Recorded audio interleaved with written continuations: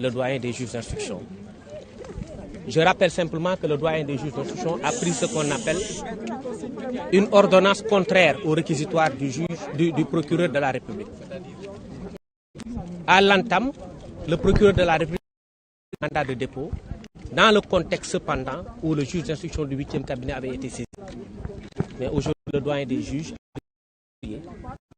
estimant des éléments objectifs de la procédure que je ne vais point révéler ici à la presse, de voir la liberté provisoire. Il s'agit d'une liberté provisoire sous contrôle judiciaire et comme je vous l'ai indiqué tout à l'heure, la défense prend cela comme un acquis favorable pour la suite. À la suite d'un combat mené par 16 avocats, nous félicitons pour leur bravoure, pour leur détermination. Et je ne peux pas parler à la place du juge.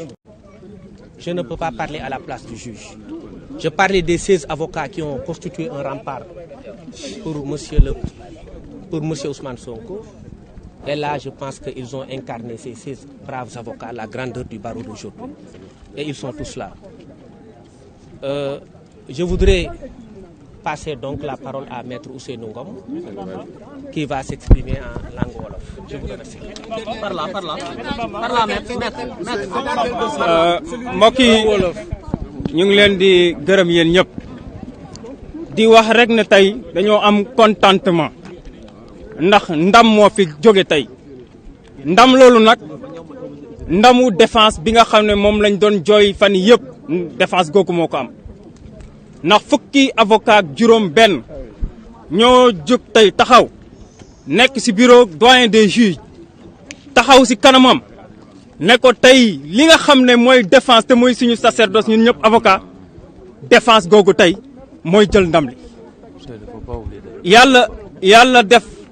yàlla def effectivement suñu client mi nga xam ne moo di Ousmane Sonko tey bàyyi nañ ko mu dellu këram waaye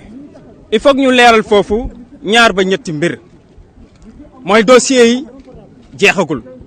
ndax il faut ngeen xam ne liñ ko doon toppee dafa bëri yamul ci viol bi rek Ousmane Sonko dañ ko doon toppee mbirum trouble à l'ordre public dañ ko doon toppee mbirum manifestation participation à une manifestation non autorisée dañ koy toppee ba tey appel à l'insurrection si fànn boobu ñu leen di wax ne li nga xam ne mooy trouble à l'ordre public boobu ak participation à une manifestation non autorisée topp yi mën nañ jàpp ne dagg na ndax bañ koy liiral charge yi tey ci kanamu juge bi tudduñu ko fa waaye li nga xam ne mooy viol bi mi ngi continuer li nga xam ne viol ak menace de mort li nga xam ne mooy appel à l'insurrection bu leen fàtte ni doyen des juges dafa demander lever mandat d'immunité parlementaire am ñu jàpp ne su dee assemblée nationale fekk na ci loolu ba lever immunité parlementaire am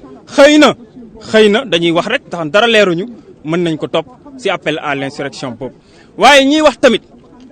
que ne défense am na ndam dëgg la waaye ñu ngi continuer di jooy de suñu jooy noppeekul ndax dafa am li xew bu ngeen xoolee démb procureur dafa jël décision daggal lii di garde à vue bi waaye bu ngeen xoolee ne ñi nga xam ne ñoo fa nekkoon ak Ousmane Sonko dañoo génn ñibbi moom ñu téye ko fa li ko fa téye nag du leneen lu dul mandat d'amener ñuy fàttali ne dëkk bi ñu nekk yoon moo ko prévoir moo ko régir ci li nu mel te dafa wax ne mandat d'amener warul téye nit pendant une durée protégée dafa ne muy fonctionnaire au fonctionnaire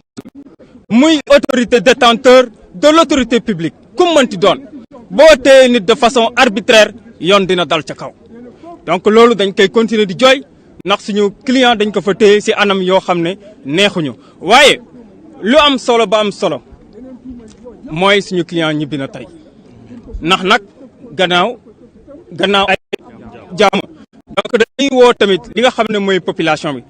bañ leen ndax nag bu kenn nag nekk fii di réere mbir li fi xew nii lépp population bi la moom la ñuy delloo njukkal moom la ñuy remercier moom la ñuy féliciter waaye dañuy ñaan en tant que citoyen tamit ñu appeler ñëpp au calme li ñu war ñun en tant que défenseur dinañ ko def ba mu mët sëkk duñ ci bàyyi dara li war suñu client tamit en tant que citoyen dina ko mëtal tamit ba mu mët sëkk ñu ngi leen di gërëm di sant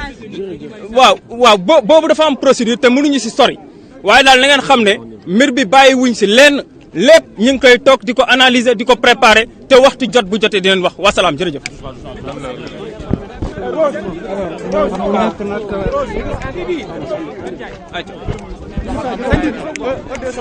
waaw.